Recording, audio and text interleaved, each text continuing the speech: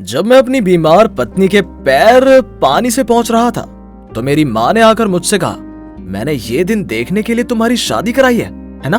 तुम बैठ के अपनी पत्नी के पैर दबा रहे हो, तुम्हें शर्म नहीं आती? मैंने थोड़ा हैरान होकर कहा, क्या कह रही हो माँ? दिया का पूरा शरीर बुखार से जल रहा है तो मैं उसके हाथ पैर थोड़ा सा पोंछ रहा था, यहाँ शर्म की क्या बात है? मेरी माँ ने गुस्से में कहा, मुझे बहाने बनाने की जरूरत नहीं है, मैं सब कुछ समझती हूँ। फिर मेरी माँ ने गुस्से से मेरी पत्नी की ओर देखा और कहा, तुम कैसी लड़की हो, अपने पति से अपने पैर दबा रही हो? माता पिता ने शिक्षा नाम की कोई चीज नहीं दी तुम्हें। मैं तुमसे कह रही हूँ, तुम ये पाप करती हो तो तुम्हें इस पाप का फल जरूर भुगतना ही पड़ेगा।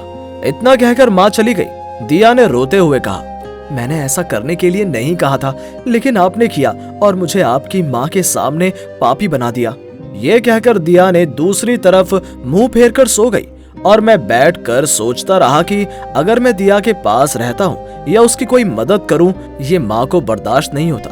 अगली सुबह मेरी माँ मुझे देखकर थोड़ा हैरान हुई और कहा, क्यों, क्या तुम ऑफिस नहीं गए?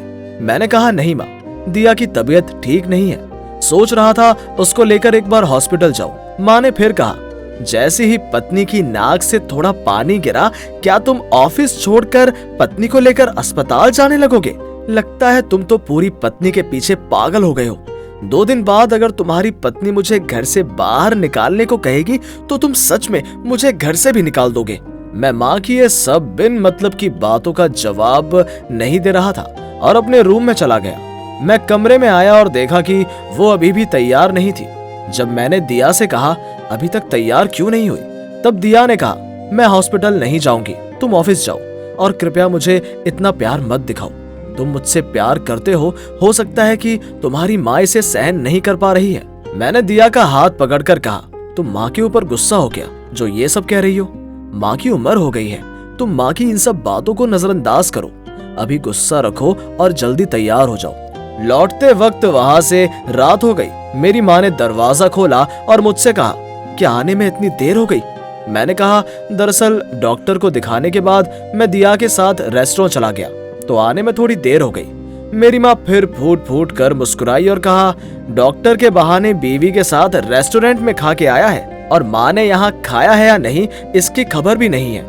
इसलिए लोग कहते हैं कि शादी के बाद लड़के माँ का इलाका छोड़कर बस पत्नी के पल्लू पकड़कर घूमते रहते हैं। माँ की बात सुनकर वो गुस्सा हो गई और चली गई। मैंने फिर अपनी माँ से कहा, माँ, मैं दिया के साथ रेस्टोरेंट गया था, लेकिन खाने से पहले दिया ने कहा हम रेस्टोरेंट में बैठकर खाएंगे और माँ घर पर खाएंगी। ये नहीं हो सकता। इसकी बजाय हम पार्सल में खाना लेकर आए हैं, हम तीनों घर पर एक साथ खाएंगे। देखो, हम खाना लाए हैं। अच्छा माँ, मैंने आपकी पसंद के हिसाब से दिया से शादी की थी, तो अब आप दिया को बर्दाश्त क्यों नहीं कर सकती हो? और माँ, अगर पति पत्नी की सेवा करते हैं तो क्या पत्नी पर कोई पाप है? आपने उस दिन दिया से ऐसा क्यों कहा? माँ, मैं तुमसे उतना ही प्यार करता हूँ जितना दिया से। जैसे मेरा तुम्हारे प्रति कर्तव्य है, वैसे ही दिया भी मेरी कर्तव्य है। सिर्फ दिया से अपनी तुलना करके मुझे अपराधी मत बनाओ। इतना कहकर मैं पार्सल डाइनिंग टेबल पर छोड़कर अपने कमरे में चला गया। दिया ने मुझसे कहा, तुम्हारी माँ मुझे बर्दाश्त नहीं कर सकती, मैं इस घर में क्या कर सकती हूँ? मैं कल अपने पिता के घर चली जाऊंगी। मैं दिया की बात पर चुप रहा क्योंकि मेरे पास कहने के लिए कुछ नहीं है। उस समय माँ कमरे में आई और दिया से कहा, आओ लड़की, खाना खा लो। दिया ने सर झुकाकर गंभीरता से जवाब दिया, नहीं, मैं नहीं खाऊंगी, मुझे भूख नहीं है। दिया की बातें सुनकर माँ चुपचाप चली गई।